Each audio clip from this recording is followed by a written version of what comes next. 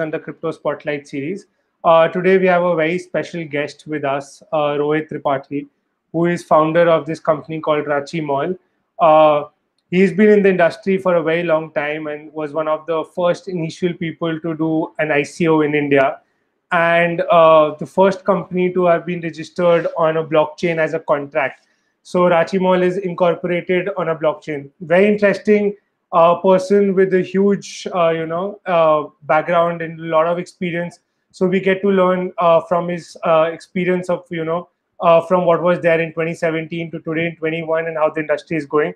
Thank you, Rohit, for taking out time and, talking to our community members today. It's a pleasure, Manav. Blockchain India is a very good initiative which has got probably one of the largest concentration of blockchain people at one platform. And I have known Akshay in an independent group in STPI. STPI had as a blockchain group, which mostly has people from STPI, and STPI is Software Technology Parks of India. So I had known him independently, but now we are professionally engaged and we're talking on this interview. So it's a pleasure. It's very nice. Nice to have you here, Rohit. So we'd like to know your journey. How did your journey started off before you got into the blockchain space? What were you doing, and what has been your experience like? So in summary, I have been an adventurous guy since I was a kid. I did my first stock investment when I was only in class 8th. My father was running a coal mine in Orissa, and we had a transport contractor who insisted on my dad that he should buy a stock of Nagarjuna fertilizers, and my father said, "Okay, talk to my son."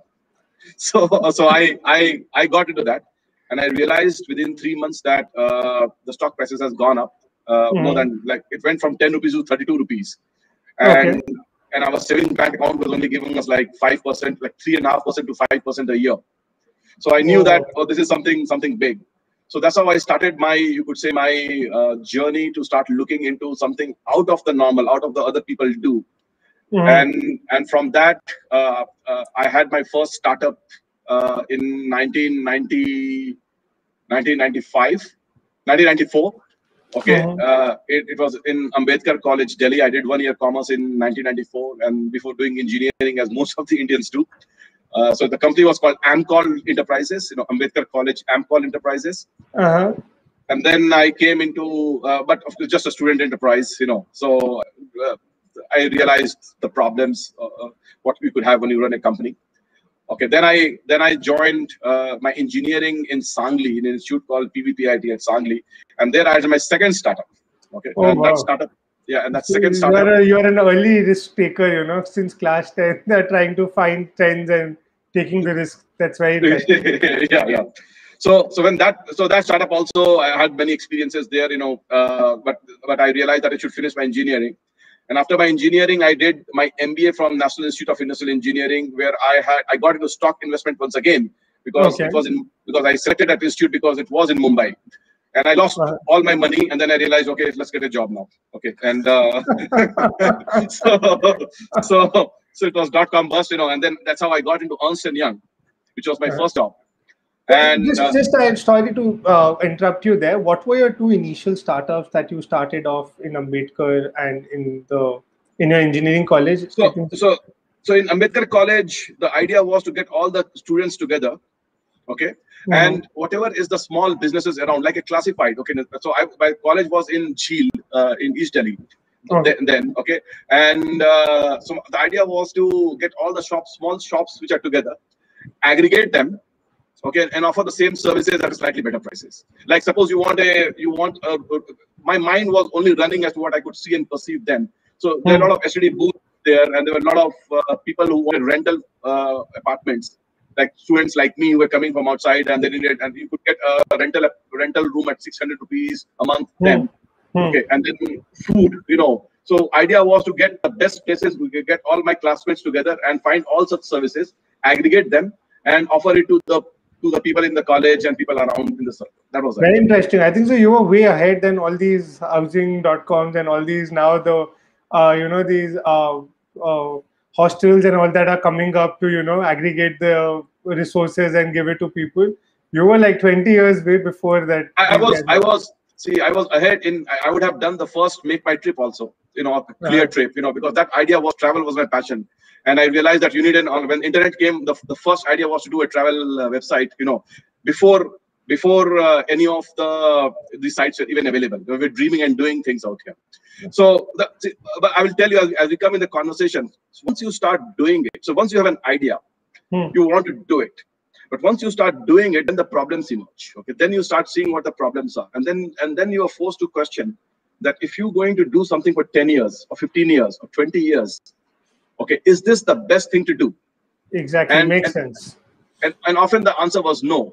So I was very clearly, I realized in Ambedkar College experience that all the students, sometimes they were friendly, they will come and give information, and sometimes like they would simply bunk classes and enjoy life and go watch movies. Okay, so it was very difficult to get a professional working environment, and I clearly realized that we will not be able to get high quality service to the clients, and the clients will ultimately come with chappal and start beating us if we kind of team, Yeah. So every idea creates its own problems, and you got to solve it. I agree. That's very interesting, and that's something I really admire what you said, about trying to know if what you're doing, you're wanting to do for the next 10 years or not. And if not, then just leave it. And quality is something that, one should always look at. If there's no quality, then no point of doing anything else. So that's one of the, I just try to add on that, like today, we have Ola and all of these guys taking money by minting money by millions and just simply throwing the money on advertisement. Okay. I did the same thing in my first year of engineering. Okay. I took money from all my classmates and my friends. Okay. And threw the money in advertisement, literally in a kind of advertisement. Okay. I got 20 different cars. Okay. In my college. And I created a troop out here. Okay. With my own personal security guard. In first year of engineering, okay, and that was your second startup. Was this your second startup? That was my second startup. Okay. And then you realize that once you take money, you have to return money also. Okay, and that's when danda happens. Danda happens when you have to return the money. Again, something you learned very early in life. Yeah. So then I realized. So I was almost basically I was broke, and my father had to rescue me. After first year of engineering, I lost so much of money there. Okay, and then I realized that never in my life I would do anything where if I take money, I have to be 10,000% sure that the money has to be returned, and you have to do something valuable. So I would never do something like Ola or Flipkart, even if someone were to offer me 10,000 crores and do it, I won't just do it, because if I can't see in my mind that I can return that 10,000 crores. Well, I'm not going to do it. Makes sense.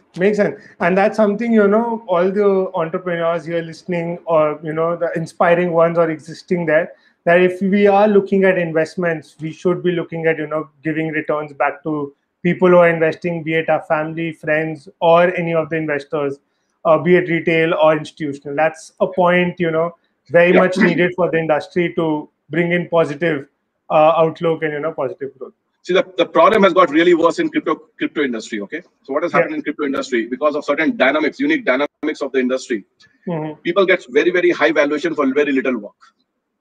Okay, like you do something above the normal and you will be a billionaire here. Okay, if you look at and essentially, but none of this money, okay, all of this money is essentially taking money from someone else and giving to someone else, and no idea is independently generating another business system, okay, that can have returns to the investors, and so people think that money is free, and I'm very, very happy, but next year, like this year, we are in a boom year, okay, and if you look at the history of Bitcoin, every 4 years we get a boom year, and after 1.5 of boom years we get a fall. Okay, so next year there's a fall year happening. Okay, so in the middle of the next year. Not this year. We are not going to see a bear market. This year, no. The Bitcoin boom market, they analyzed all the boom markets all the way from like the first boom which happened in 2010 itself. Went from 0.008. Bitcoin went to 0.08. Okay, so that's a huge boom. That's 10 to so basically 100 times increase. Okay, and so whenever a boom happens, the life cycle of a boom is all the buyers, they get dazzled, okay, and they say that they will lose an opportunity of their lifetime. So all the buyers, they troop in together, and when they troop in together, the prices start jumping beyond imagination. Okay, Makes sense. Now, a point comes when at that point of time, the prices are so ridiculously high that every buyer can see that this is just stupidity now. Okay, so at that point of time, some of the buyers, they start selling. And when those buyers start selling, the prices starts coming down. And it goes down so rapidly after that, because it again catches the same avalanche, that it typically falls. And what I have seen, it falls to 80% of the previous high. All right. Okay. So 80% of the previous high. Okay. So in the last cycle, Bitcoin went up to $20,000. Exactly. And it fell down to 3,000. 3,500. Okay. 3,500, it fell down. Okay. That was the lowest level. Okay. So this cycle, Bitcoin is going to go from $20,000 all the way up to $400,000. Okay. Okay. And from $400,000, it's going to fall back to $70,000 to $80,000.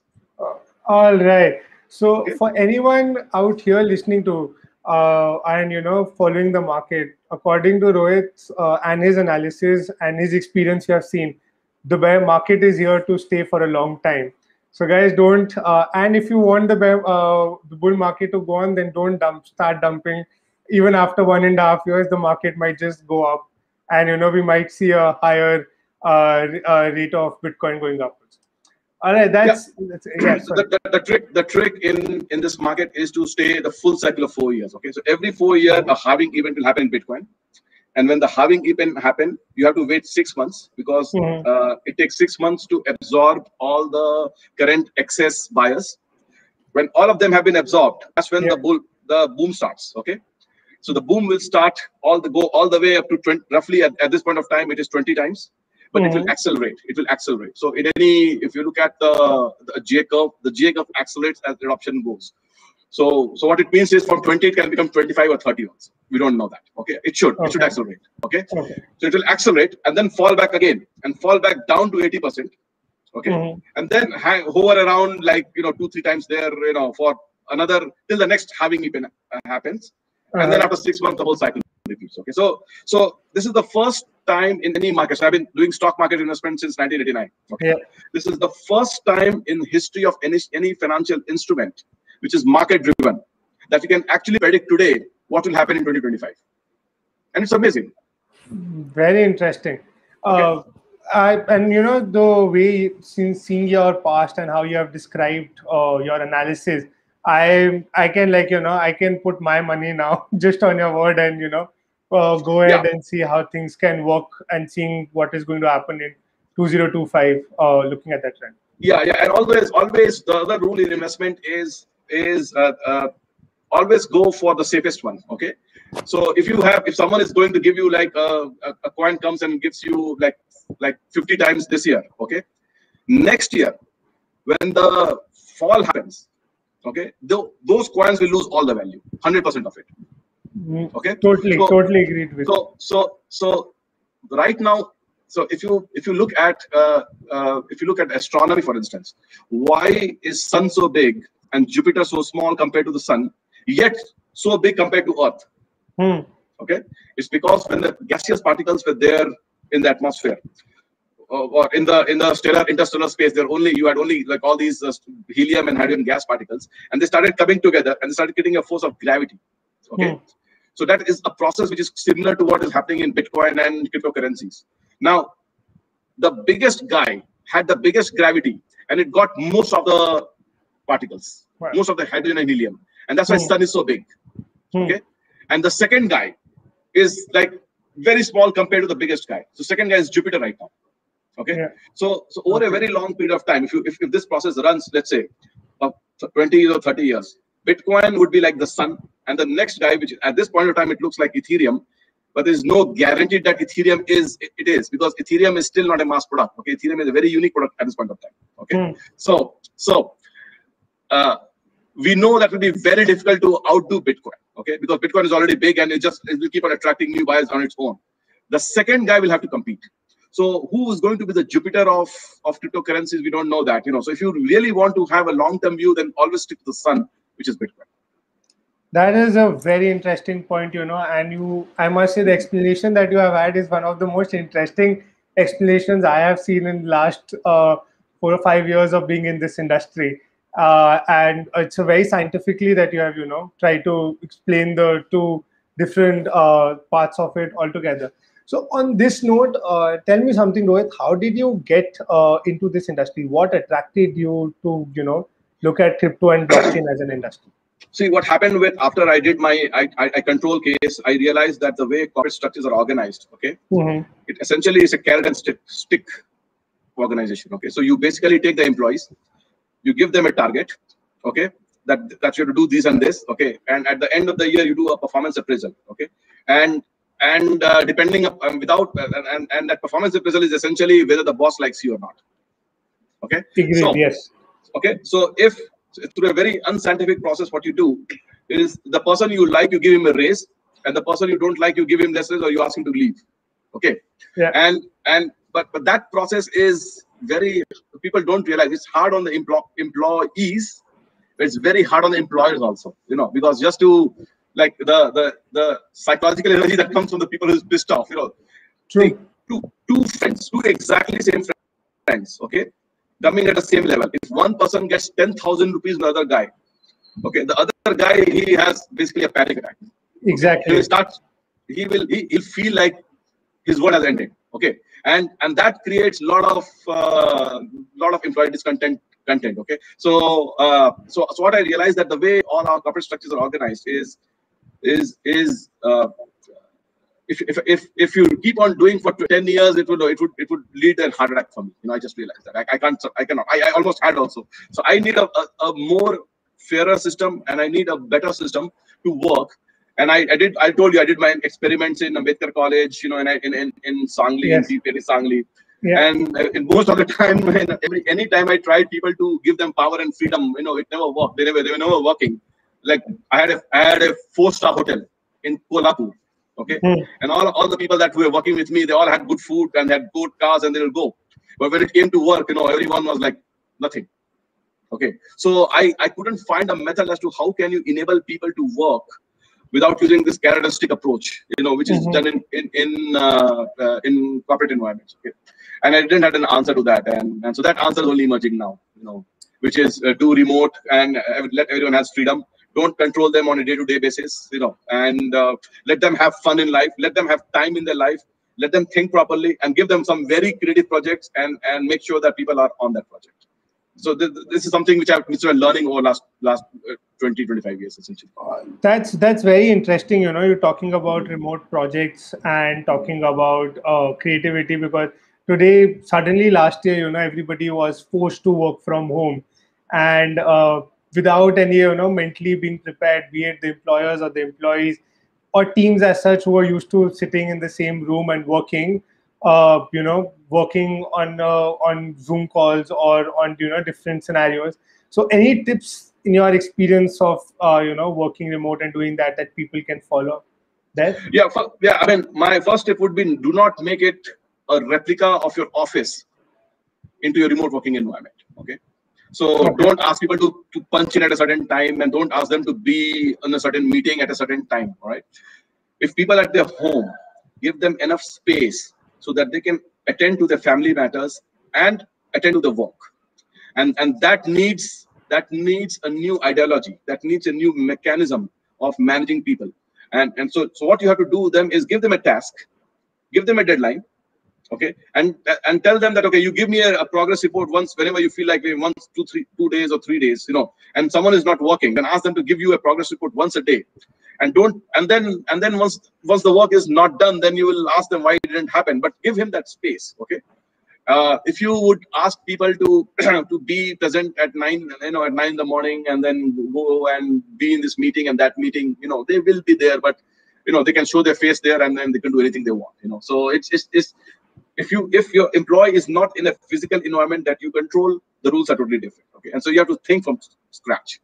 That's a very interesting point, and I would request everyone to take note, since we are going to be unfortunately be in this situation for a long time, seeing the recent and the ongoing conditions. And even once we come out, I think so remote working is going to become a culture that everybody is going to adopt. So this is something that we as a society should be looking and adapting to it for a healthier and a more productive lifestyle of all of us working together and working at home. So coming back to about your journey here. So currently you are running this company called RanchiMall. So why don't you tell us and our audience, what RanchiMall is all about? What are you trying to solve there? What the product is all about? So RanchiMall is essentially a mall on internet. It's a modern internet. A mall, MALL, mall. Mall. All right, mall internet. Okay. It's a mall on internet. Very simple idea. Okay. Okay. Okay. Now I have two conditions in such malls. Okay.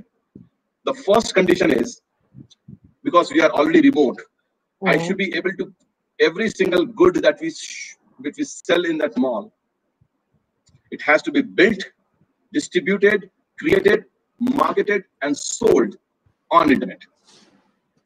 All right, that's a very interesting and I think so a very forward-looking thought. Back in 2017, I think so, when you started with RanchiMall, even for no, that. I started RanchiMall in 2009. It was called Intricap then. Okay, the name RanchiMall evolved into RanchiMall because I realized I needed to build attachment to one, so that some people can feel some affinity. And when I was calling it Intricap, no one knew what it is, what it meant. When I said RanchiMall, then people from Ranchi had some people who had their attention. Yeah, so, I think so that personal touch and that connection is very important for any especially the product. Yeah.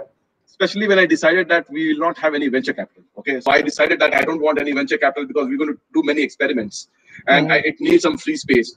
So once you're funding everything on your own, and your ideas are so different, and you want to build something totally new, and through different methodologies, so you want 100% freedom there. Okay, so you don't want any venture capital and come and say that, okay, sign me a 3-year term sheet and I want 25% return in 3 years or 300% return in 3 years. So you don't want any kind of, you only want one constraint, that your product has to be the best and it should follow the core philosophy that you set up into it. So it was makes sense. I think so that's a very important thing, and you found this at a very early stage.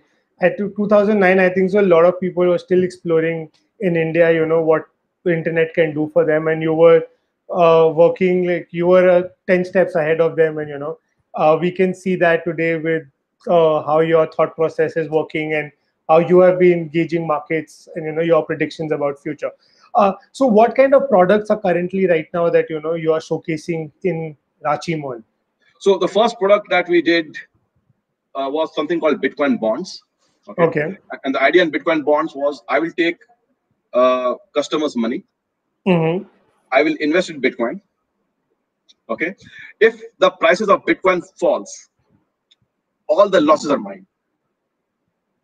All right. And how did that thing work? Can we go a little deeper? Yeah. And so let me just complete this. No. So if the prices fall, all losses are mine. If the prices goes up, okay, we share all the gains 50-50. Very interesting. I think that's the most safest kind of investment anybody can make. And so it's safe right now, but at that point of time it was considered very speculative, in 2017. Okay, so and also I'm going to guarantee you a minimum 13% rate of return for 5 years. Very interesting. And what was the duration of the bond that you were keeping for this? So we had 2 bonds. One bond was 3 years. The first series of bond with 3 years duration, and then second, and now we are doing a blockchain version of the bond, and that will be 5 years duration. So a minimum duration of 3 years. So you have to hold on for a minimum duration of 3 years, and I was 100% confident that in 3 years I'll definitely get more than 13%. Makes sense. Per year. Makes sense, because you have actually studied the market and you have understood the trend. So I think so 3 years was a good enough time to work around with that, and that's very interesting. So we made $1 million on that, on Bitcoin bonds. Okay, and all I need was a Facebook page, and it was sold only to my Facebook friends. I was not even marketed openly because there were a lot of regulatory uncertainty there, so we couldn't go out openly. And at this point of time, we have one person who has withdrawn recently, and he put about 1 lakh an odd amount, and he has taken back around 23 lakh rupees. That's a great thing, and I think so that's 3 years time. No investment so today is 3 plus 1 into almost 4 years. Yeah. 4 years. Still nobody is providing that kind of a return in 4 years to 3 to 23 lakhs.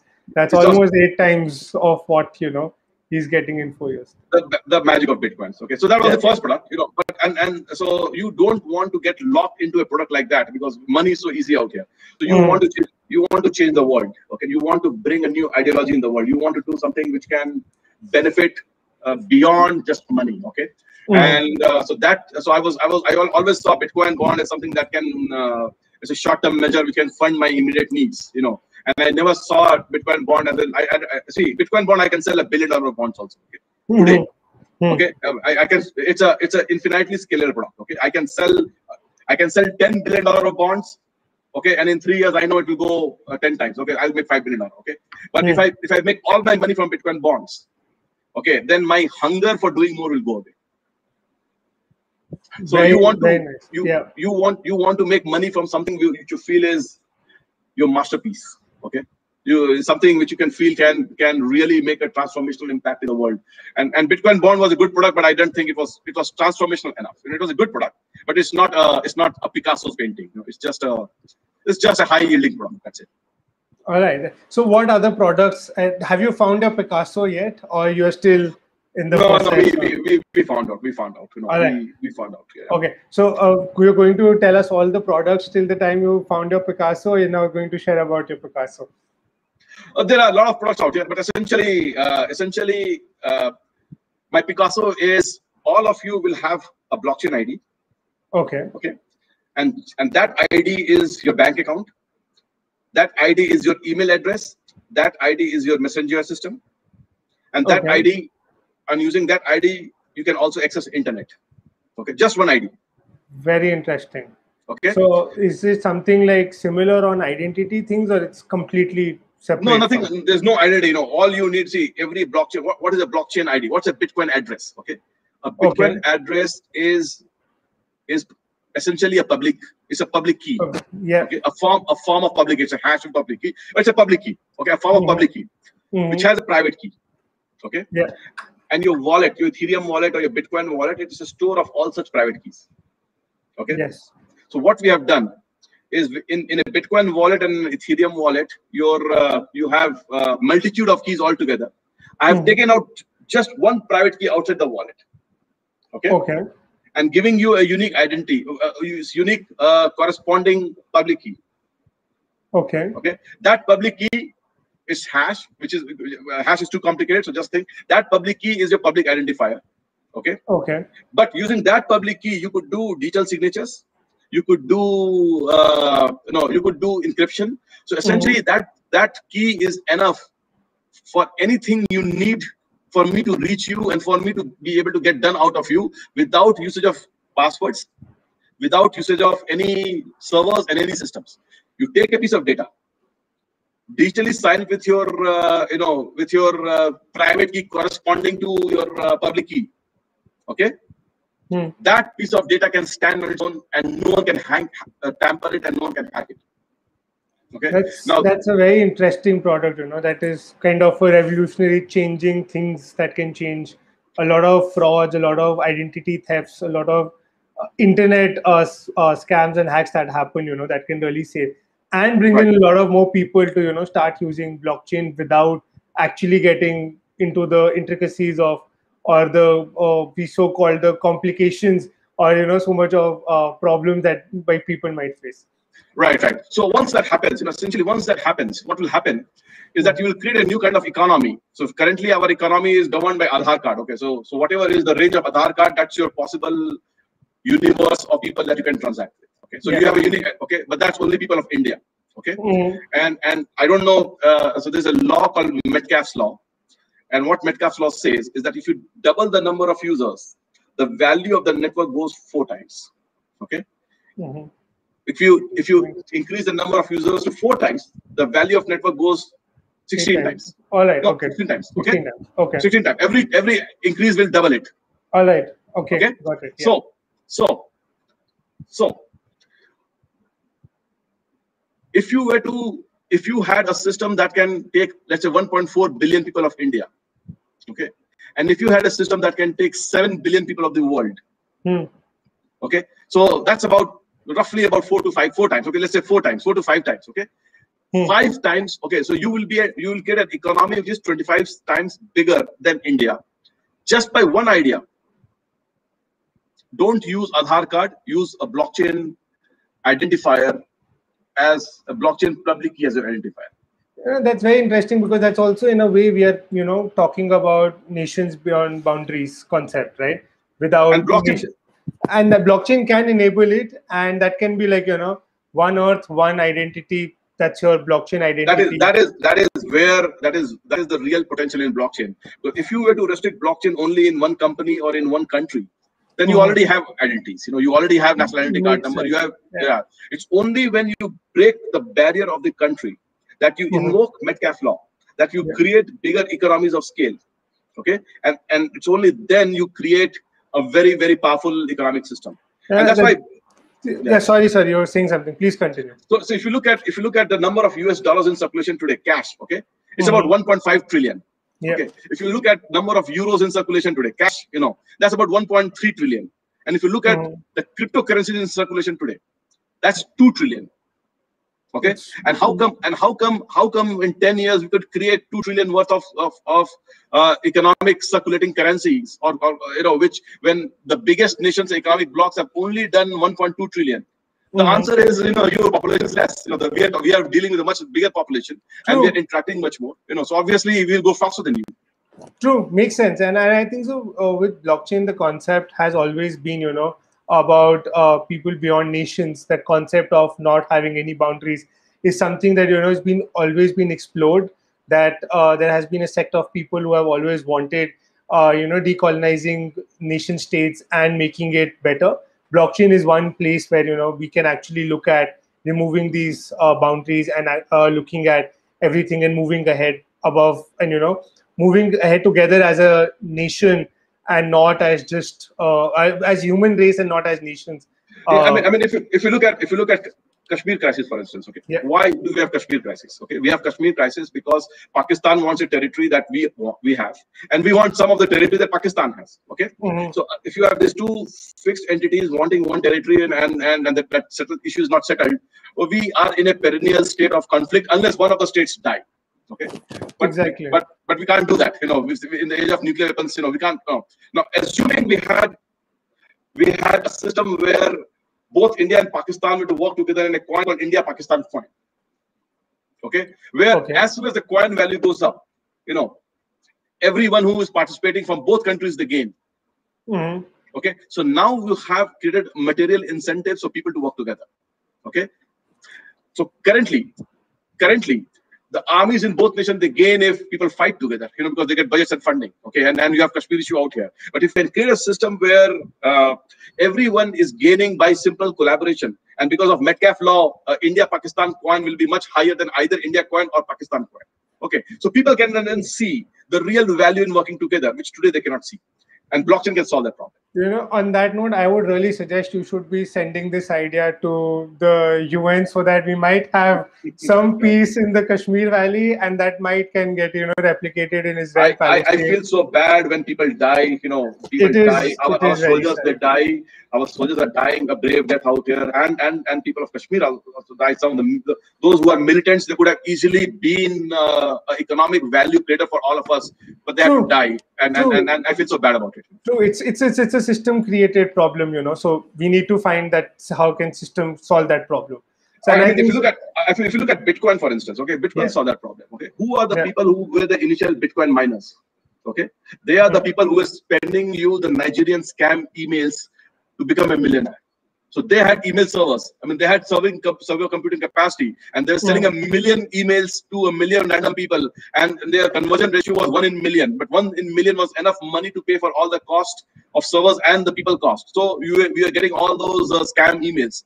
Okay, when Bitcoin came, all that server capacity was redirected to Bitcoin mining, and we converted a class of people that were a nuisance for society into something that are creating value for society just by the rules of Bitcoin.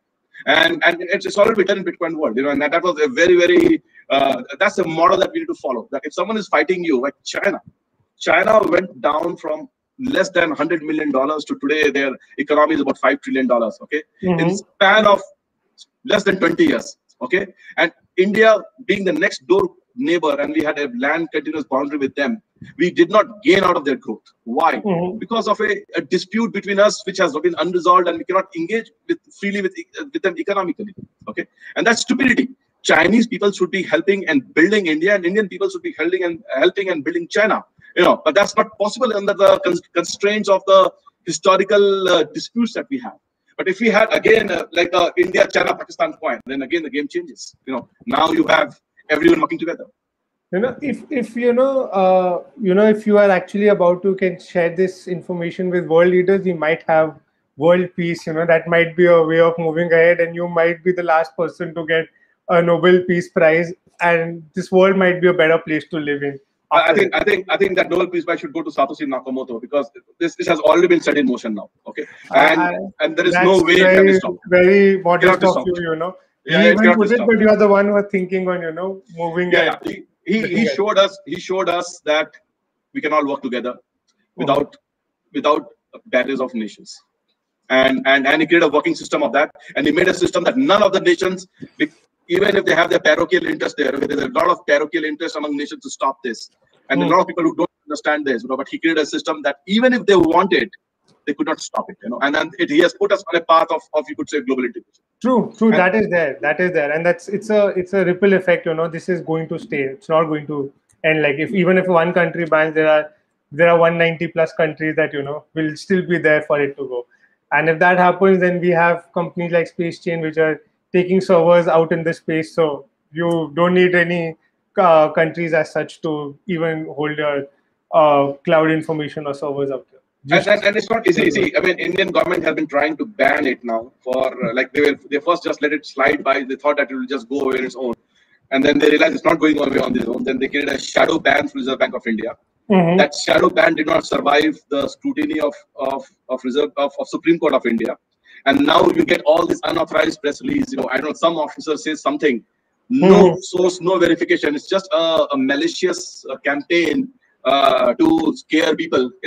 And so it's not that they're trying. There are a lot of people trying very hard to stop it, but it's just impossible to start it because the economics are so strong that the people who are participating in it are so passionate about it that that if the values increase, it can't be stopped. Exactly, and also even if they ban today, and there are countries now looking at regulations. You're just not moving with the world. You're moving against it.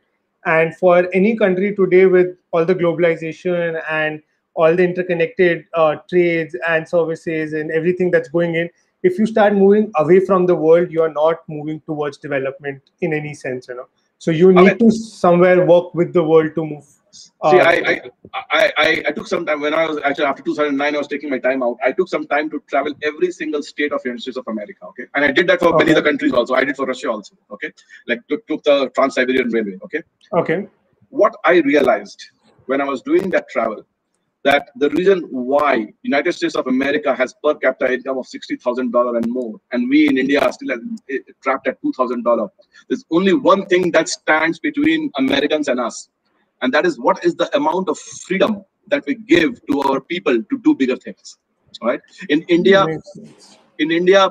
entrepreneurs are running after paperwork and chasing paperwork, and they are running after the customs officer to get a second-hand printer released from the customs office when they import something. Okay, in United States of America, you can take money from anyone, no questions asked. Start anything, no questions asked. Why did all are these Bitcoin companies starting in US and none of them are starting in India? And why are we so late in this game in India? It's just because that our regulatory environment simply treats such people who make changes with suspicion. Okay, and if we are not the leaders in the world, if we are not the number one in the world in ideas, we can never make our Make in India initiative will fail. Okay, I totally resonate with your thought process there, Rohit. I think so. I have this similar thought process, for following you. Just on that same note, what do you feel about regulations? Is on a personal note, is there how soon do you think so? We are going to see some positive regulations, or we are not going to see positive regulations? What is going? No, we see one of the things. I said all those things about India, but one of the things which I have realized is that unlike China, okay, in 2017 when I offered a Bitcoin bonds, China had 90% share in all crypto transactions in the world. They could have owned the world in crypto if they simply allowed it. But then there were companies like BTCC, huge companies, okay, like huge crypto, like Coinbase, and they were pygmies compared to those Chinese companies then. And the Chinese companies, they bought a crypto regulation and expertly they banned everything and closed everything, and with under threat of arrest. Okay, and in India we have taken a middle path. Somehow there's something about India, we don't go extreme either ways, here or there. So we have taken a middle path, okay, which is okay. देखते हैं क्या हो रहा है, ये भी हम इधर भी है, इधर भी है, दोनों साइड में भी है, ठीक है. So जो करना करो. But what has that happened is that the Indian administrators have been wise enough not to take a drastic step, and the ban attempt was a weak attempt. It was not a very strong attempt, and that's the right thing to do when it comes to a new technology that no one understands. When a new technology that comes which no one understands, allow the market to open up, allow the market to expand, allow the entrepreneurs of you to do the magic for you, and then enjoy the fruits and become a world leader.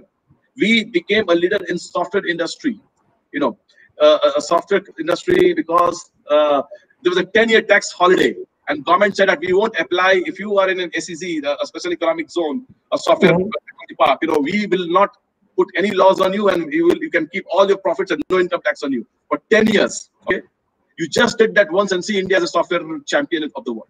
And it's the same thing that you have to do in cryptocurrency, because cryptocurrency is a revolution. It's creating massive wealth. You have to just let them alone and give them a free hand. Do whatever you want to do. Give them 10 years, and then see the magic. You will get a world leading country. I think so that might work well. I have not followed the internet era that closely. You would have, but I actually feel that if we are given a free rein, we are given a positive environment, the country will do marvels in this particular industry. Because if you see, we already are seeing in last 1 year, once the ban was lifted, there's so many good companies, they're coming in DeFi space, otherwise in the non-DeFi, in the blockchain space as such, and making some really innovative products, and moving ahead, trying to make a bump in the ecosystem across the globe. So if we do have a positive environment, surely the Indian ecosystem will be flourishing like anything that goes on. Well, Indian people, they go to US and they start running companies like Google and Microsoft. Okay. True. But they're not doing that in India. They're doing that in US. They're not doing that in India. Okay. Why do we not have a single world leading company emerging out of India when the same people can do in US? Okay. It's a very simple calculation. Makes sense. Give them freedom, allow them to do it, take away the fear. I agree. Fear is one thing that is never a good friend of innovation or progress in any way. So on that note, I would like to ask you another question. So on innovation side only, you are the first person to first company to actually incorporate it on a blockchain as a contract. So how did that thought came into your mind to incorporate it on blockchain, and which blockchain did you incorporate it? Right. So what happened when I was in Control Case, I had an interview once with a sales tax officer it was in Mumbai, in Bandra Kurla complex. Okay, and I took all the documents with him. And he looks at all the documents and points out an issue, and he says, what is this? I said, this is furniture. Okay. I said, how much is furniture for? So we had, like, when I was setting up Control Case, I had purchased 13 chairs. Okay, 13 chairs that at each of them were costing around 3,700 rupees. Okay. So I calculated that's about 1 lakh rupees, and I told him, and he said that, all right. He said, give me a receipt.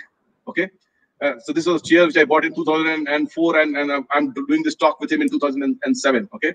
So that sales process made me realize that just because I had incorporated as a company and I had to file sales tax returns and excise, all those things, there's no GST then, I got into a lot of issues like those. Okay. Like petty issues like those, and I realized that dimag kyun barbaad kar rahe ho yaar logo ke saath.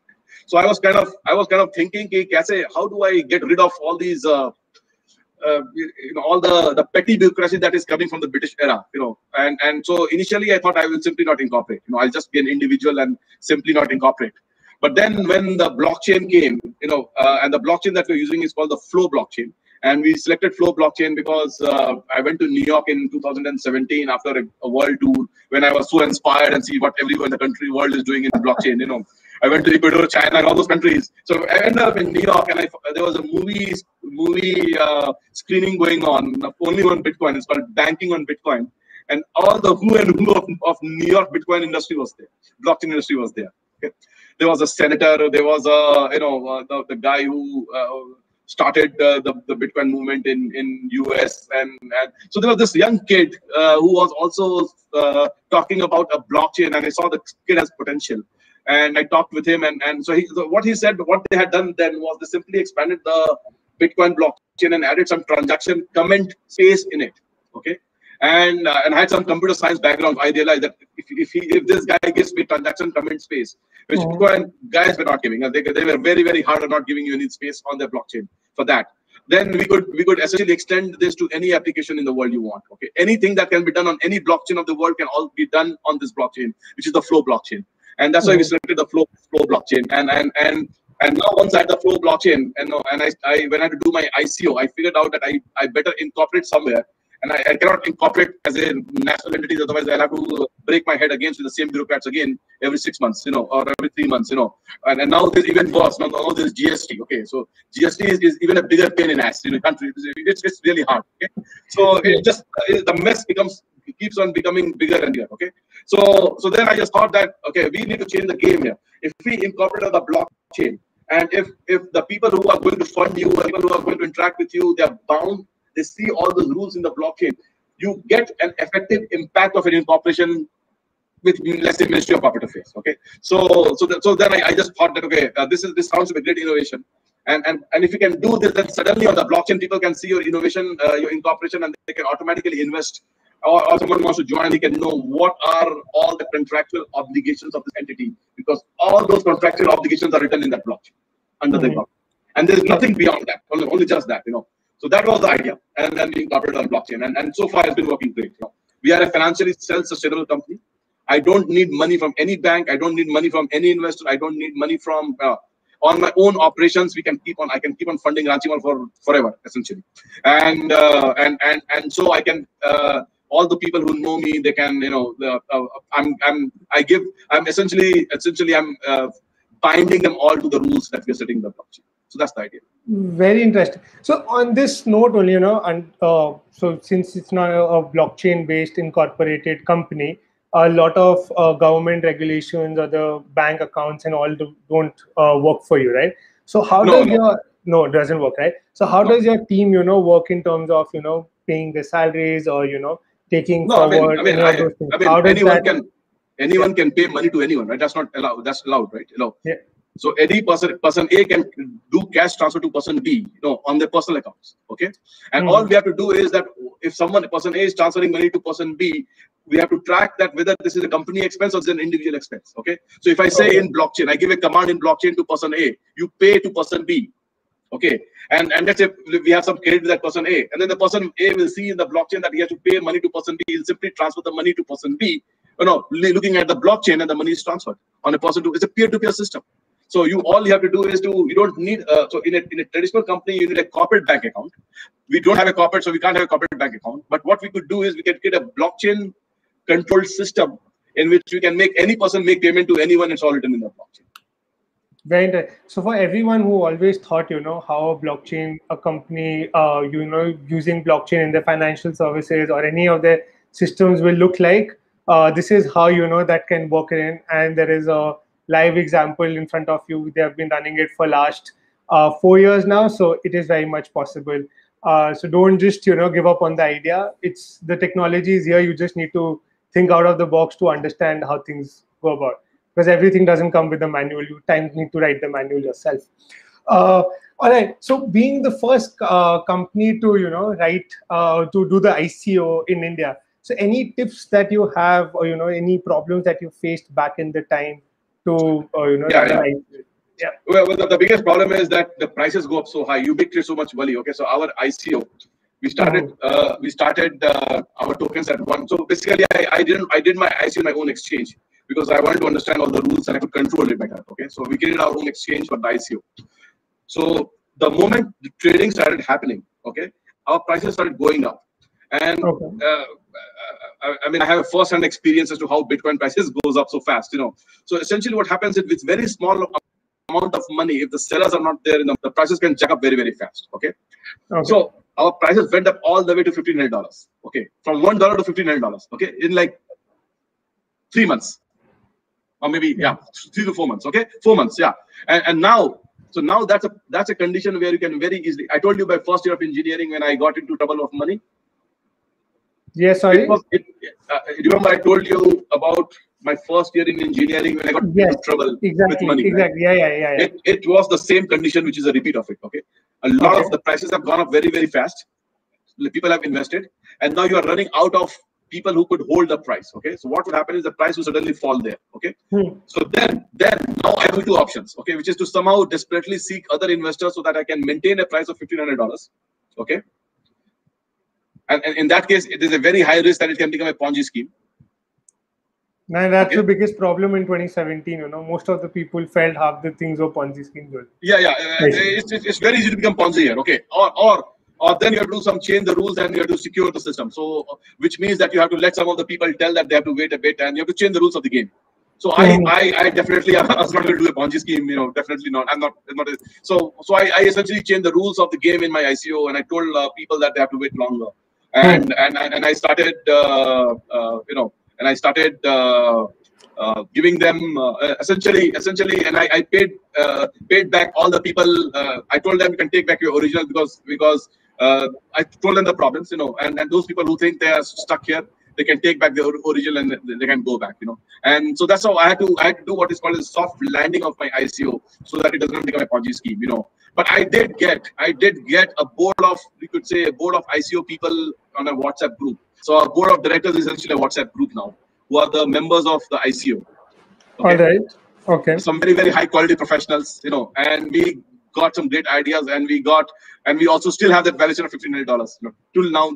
So essentially, all of those people who have stayed long, on paper, they are very, very rich because of the fast increase has happened, But I'm not.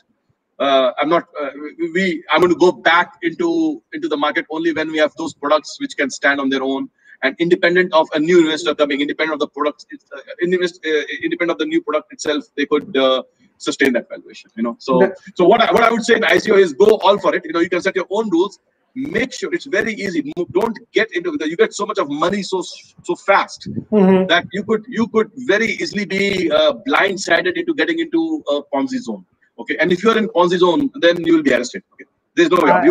You're going to go to prison. I think so. That's a very good point, Rohit. And for everyone who is a part of this industry, for the industry to, remain Ponzi scheme, we all as consciously need to ensure, we are delivering on our promises and, providing those returns to our retail investors or anybody who's investing in us, so that, the industry, the bad name that industry can get doesn't get into that. And that's a responsibility every person being a part of this ecosystem should be, working towards and looking at it. Then only, we can actually have that holistic view of having more crypto companies and blockchain companies coming in and people getting into this industry. There I will, give it a short break, and there are some questions that people have written and they want to ask you. So I'll be asking those questions for you now. So, okay. Sure. So how does the vision of Atmanirbhar fit with blockchain and globalization? Well, what is Atmanirbhar? Okay. Atmanirbhar is we having the ability to take care of all our needs by ourselves. Okay. Now, when we say we have to take care of all our needs by ourselves, it does not mean to make everything ourselves. Okay. If you make everything ourselves, that is when someone else can make it far better and far cheaper than you, then that's a punishment for your people. Okay. What you have to do, the meaning of Atmanirbhar is giving people consumption freedom. Okay. Let there be Atmanirbharta in consumption freedom. So if any person in India, if he finds the cheapest source of a human resource anywhere in the world, it should be very easy for him to get that source and then make the stuff in India. Okay. So if you redefine Atmanirbharta from making everything ourselves to freedom for the consumers to do anything that they want in India, okay, we will create a successful formula which has led the United States of America to be the most powerful nation in the world, in spite of having it's not even the biggest country in population, not the second biggest country in the population, maybe the third biggest. It's the third biggest country by population. All right. I think that's a very interesting point. And about Atmanirbhar fitting into blockchain, I think so. From his experience and how he's doing things. His own company is Atmanirbhar. So totally blockchain can, bring it out. And globalization is something that if one country adopts, other countries, it's a domino effect. It has to happen. There is no going back from there. So there's another person here who is asking that, he heard that you are a medical expert. Are you one? Yeah. Yeah. Oh yeah. I have some. I had. I'm not a doctor on face, but I have a medical theory, a medical hypothesis, which I talk to my to my that's my father. I'm on live internet. Yeah. So I'm on a so essentially I experiment with medicine a bit, and I have a hypothesis. If you want, I can share the hypothesis, which is my classmate, which I tell him, it's a very small hypothesis. If you want, I can, So the first principle in hypothesis is, number one, medicine is in your mind and in your body. Okay. Number two, your mind can achieve phenomenal cures if you can give it a chance. Number three, remove the known causes of stress. Number four, keep yourself excited and keep yourself engaged. Number five, okay, and this is big. All medicines are placebo. Every single medicine in the world is placebo. They allow you to enable your inner energies to come out. Okay, so the medicines are not curing you. It's your body that cures you, and the medicines are only helping your body to respond better. Okay, so all medicines are placebo, and use them only when you have to use it and no more. Number six, stay away from any dangerous procedure. Okay, suppose if you do a very dangerous procedure in medicine, and if things go wrong and you can die, okay, you stay away from that. Because we do not understand the complexities of your body so high that we don't understand all the systems going in our body. So don't do anything strange inside your body where if things go wrong, you can die. Okay, that's a very dangerous thing to do. That's my hypothesis. Okay. Number seven, be it allopathy, naturopathy, and Ayurveda, all of them are enablers for your inner medicine to come out. Every system of medicine, that whatever you choose, they're all enablers for your inner medicine to come out. And medicine is in your mind. Principle number one. So let your inner medicine come out. Okay. Number eight, what you believe in, you will respond to it. So if you believe in, let's say, Ayurveda, you will respond to Ayurveda. If you believe in Western system of medicine, you will respond to medical system of medicine. So always get your near and dear ones to that method of treatment which they believe in. Okay, they'll respond best to it. And the number nine is always question even the best professional and experts. Okay, do not trust them blindly. So I was in Colombia and I've kind of cured some people, cured just by those principles. So very interesting. Experimenting, side experimentation, independent. Very interesting. I think so. We might have to have another session with you just to understand more aspects about you and what you have been doing. Right. And if there are any medical and blockchain things that you have also thought of that can be revolutionary there. So we have another person, Nitin Gaur. He's one of our advisors. He has shared an article for you that he's saying that Commissioner Pierce recommended safe harbor from crypto-based companies, and he thinks a similar thematic element for letting companies in tech grow. SEC has a couple of commissioners, and Commissioner Pierce is one of the most forward-looking commissioners, and she has been actively asking for. She has seen the future and potential of it, and unfortunately, see, the problem in America is that there's so many of business interests who make money through traditional means that the opposition is very, very hard. But she's one strong, brave woman, and anything that she says, it should be taken very seriously. She is, and she has actually, he has also shared a link for the proposal that was submitted. So you might like to have a look at it, and you can share. I'll look at it. Sure. Yeah, and there is now a personal question for you, and that is, can you share a bit about your global experiences, such as driving around USA? Okay, so the best experience was that I stayed about 15 days in a nude colony in a place I won't tell you. Okay, in US. You say that, and I think so. There will be more people joining in. See, only for that part. See, it was a very remote place. Okay, it was a very remote place, and you had to walk maybe like 25 miles into that remote place. Okay, in the 10th mile, I saw a nude lady coming with a backpack. Okay, and that moment I saw, oh, my life is made. Like, I don't want anything. God, this is heaven. Okay, this is heaven. So that was very interesting. All right. Okay. So anybody who's looking at it, you should all find that, that outskirts mood place in US and go visit it. Or else you can then pester Rohit and bribe him to. But I'll tell you one thing: that community was it's a magical community. They share a lot. It's a very I learned a lot from those people, and I'm very grateful to those people to have made me part of the community and shared their goodwill and shared their knowledge and shared their love. And I'll use this occasion to communicate my sincere thanks for everything that they have done. That's very sweet. All right. So now we will be coming to an end to this lovely fireside chat. Though I have a lot of more questions, for you, but our time has already, we have surpassed the time that I had taken from you. Before I do that, I have one question for you and then a quick rapid fire round where you are not going to give you time to think.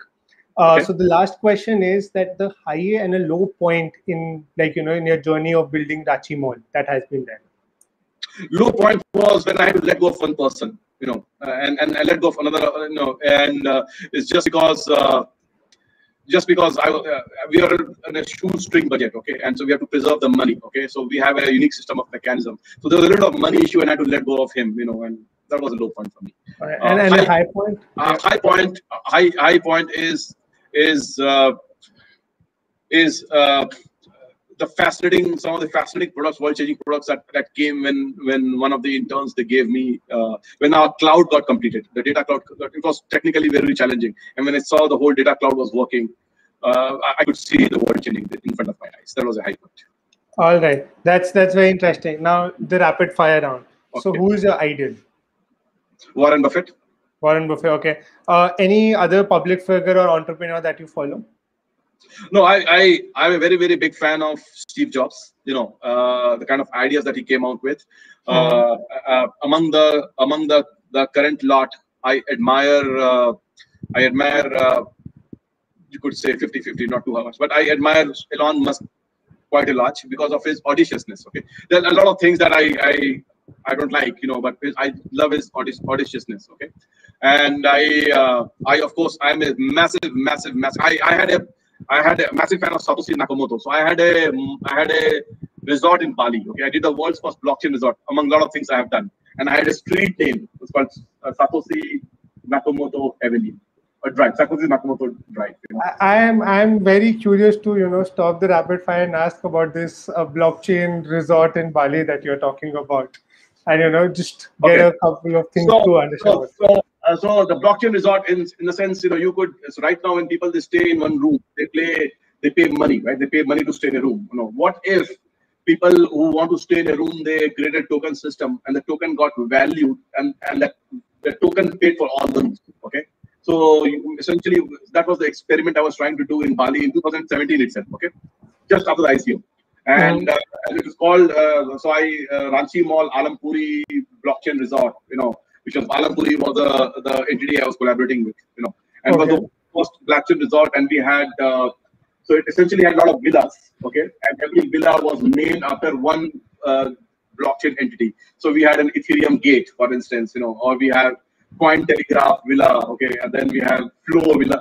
Flow was called Florine Coin, then Florine Coin Villa, So all the basic people, and I flew my entire team to Bali. We lived there for 4-5 months.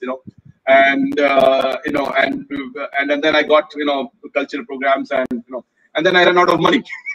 so you had to shut down the villa. It's not shut down. It's not shut down, except for the fact that I don't want to take money from other people to do it. So now we have made some more money out here. So that project is still very, very live out here. It's one of the experiments we did. And so it's the world's first blockchain resort, and we'll finish that. We'll finish that project. Once we are done with our. See, the problem was I got standard for technology. I had a concept, I had the money, I had the people, I had everything, but I did not have technology. Okay, and I thought that in that short time I can get my people to build the technology, but I realized that the challenges in building a practical blockchain systems are so high that I will take some more time. So I talked to the owners, and they said, all right, let's just go a little bit slow on this, And also there was like Corona shutdowns and all. In any case, the world came to a grinding halt even in Bali, tourism industry, so for last 1.5 years, But once they open up, when the world opens up, we are ready to to launch our ideas of blockchain, like Very interesting. blockchain resort. I think so. I'm going to book my first international trip once the world opens up to your blockchain. If you book, I have an offer with you. You stay free on us. All right. Okay. So once I will be booking my tickets to Bali, I will be getting in touch. Just let me know. Stay in our blockchain resort. Okay. Perfect. That'll be great. Rohit. All right. Okay. Coming back to the rapid fire round, podcasts or the blogs that you follow, to keep yourself updated. Actually, I'm not following any blogs, but I look at the Medium articles that now come through all the people that share on Twitter. And so you have got some amazing Medium articles that come in which people talk very, very deep ideas, So one of the guys that I really admire is a guy we found out. We have a program in RanchiMall called, we do a daily tweet series. It's called RanchiMall Stories, And there's a guy called Goorta, Goorta. Okay, he's an Indian guy in US. Okay. He writes he has some amazing ideas there. And there's another guy called Vijay Boyapati. Okay, Vijay Boyapati basically talks about all the indications and how Bitcoin works. So I kind of admire it. I admire it a lot. And of late they're doing some amazing work in DeFi space. Okay, the amazing works in DeFi space, world-breaking work in DeFi space. So following that space grow, the ideas that they're emerging, how they're redefining banking system. So I read articles on that. So it's a combination of things that I get. Mostly it comes through Twitter and WhatsApp and Facebook forwards. And I watch. My favorite blog is Blockchain India. Thank you. That's very sweet of you, and that means a lot, Rohit. Thank you. So the influencers that you follow to keep yourself updated and see what's happening. So I like to follow the unsung heroes. Okay, I like to follow those guys who have extremely deep knowledge, but they don't have a million followers. Okay, so, and we have plenty of them. And every day we try to seek such people in our series on our Twitter. We call that RanchiMall RM stories, RanchiMall stories. We do one. We find such guys out here. And then I follow all of them. Whatever, if we pick anyone, we do a lot of research about their background, and then we follow all of them. If you want to take a little bit of education from RanchiMall, follow our Twitter. It's called RanchiMall Flow at Twitter, RanchiMall Flow, and you will find one tweet, and which is an exceptional high quality tweet of an exceptional wisdom given by someone, and each of them are worth following. It's about learning. It's basically about learning for me as well. And that's what I'm trying to enable for myself and for others. That's very interesting. I think so. I'm going to go and check all these people out you are following, and take some inspiration from these unsung heroes. All right. If you were to put your money in one token, which would it be? Basically, we have put money in Bitcoin, Flow, and RanchiMall token. So essentially, Bitcoin will give us the money to run our operations. Flow is the intermediate. No, we will. It's an intermediate. Will take us to. You could say it's the next jump for us, and I think we believe that we are working on Flow. Flow will be a big coin in future, not now. Once we are ready, Flow will be a very big coin. Sufficiently big coin. And finally, my all of us, my number one favorite is RanchiMall tokens, because that's what's my own coin. And my 100% of my wealth is in RanchiMall token. My biggest wealth is RanchiMall token. And so those are the three coins I'm a fan of. And I'm trying to finish these three projects. Bitcoin, I have to do nothing. Flow, I have to do something. RanchiMall token, I have to do everything. So makes sense. If you cannot put your money in your own token, then how can you ask anyone else to do it? No, most of my money is on RanchiMall token only. Yeah. That's lovely. So, ways that you keep yourself motivated on a daily basis. I just get motivated by listening to youngsters who are doing amazing stuff, right? And there's this guy called Sandeep Nailwal who was my junior in Niti, and he was my Facebook friend, and I started posting on Facebook all the blockchain stuff, and he started following, and I saw his transformation, and he became a blockchain entrepreneur, and he ended up creating now a company called Polygon, and his token today is one of the top 50 tokens. He's an investor in RanchiMall token as well, and one of the original investors in RanchiMall token as well. Right. But when I see youngsters taking the mantle and showing us the path, teaching us what should be done, I feel inspired. I think so. That's a lovely thing, that you are sharing with people and giving the youngsters to come forward and take it forward. That's not a trait. And watch out for this guy. Okay, watch out for this guy called Sandeep Nailwal. Okay, he's doing great, and I think so. Polygon is going to go, mountains. It's going to achieve a lot of things Today only I was seeing they are at rank 36 or even more above that. I am Yeah, yeah. forgetting exact rank. So they are going to go places, and They're it's going to go really places, and they're going to it's just because they have a fascinating team, you know. And now that's what, see, now this is what I want to say, why we should collaborate with China. Okay, they were enabled with Binance, okay, and Binance helped them and enabled them to come up, and now they're standing on their feet. So India and China have to work together. Okay, if we work together, we'll get world class companies. Okay, if Binance had not supported Matic, which was called at point of time, Matic would not be this big. So we have to collaborate. We cannot be fighting with Chinese people. They are our friends. They can enable us, and we can enable them. And the biggest example is Polygon, Matic. They were enabled by. Okay, and I'll tell you one more thing. Okay, and I should show it. Sandeep Nailwal himself used to be a nationalist. Okay, he used to be anti-Chinese earlier in his life. Okay, and then he realized that the reality of market, and he became open, and he went ahead and found opportunities in one of the conferences. He found the opportunity with Binance, and collaborated, and they helped him come up. And now Polygon, now Sandeep Nailwal is on his own now, and you can say Polygon. And I think so that's a success story. People should learn from, and look at the greater good and see how much of benefit it can have for themselves and for the country. And see how things are going and also in the idea that we should not treat anyone as enemy, but we should treat them as friends, and we should eliminate them to. So Polygon is just not an India story. Okay, it's an India and China story, and we have to see the full picture. And they're doing so great, with their fundraising for COVID relief, with starting their DeFi fund to promote startups here. So they have been really working hard to bring forward the ecosystem and support the upcoming startup. So I really do have my money on Polygon to ensure, and I know they're going to go places very soon. Absolutely, and Sandeep and team with Anurag and Jayanti, they are all hard taskmasters. They are going to really, they're like team A, to achieve everything. Totally. And another one is your team, okay? Akshay Agarwal and you, okay? Don't count yourself out, okay? So you guys, okay? So that's also because Akshay, I think, is from Tim Draper University, and yes, I almost ended up being in Tim Draper University when I was in US, but then things happened traveling out here, So Akshay is very good of him that he went to Tim Draper University, came to India, he's doing some initiative, and you joined him. You are and both of you are very. You ask me inspiration. Look at young people like you and Akshay. That's inspiration for me. Okay. Thank you. That's very sweet. So, final question: a book that you suggest our community members to read, or something that you have read recently that is very nice. What I would suggest people is to read Milton Friedman, Free to Choose. Okay. Sorry, which one? Milton Friedman. Okay, Friedman. I think depending on which. So he was an economist. He was an economist in 1970s, and he did a television series called Free to Choose. Okay, but he also created a book on that same theme called Free to Choose. Okay. Okay. So if you read that book, you will create the basic ideas which is necessary to create an economy out of blockchain.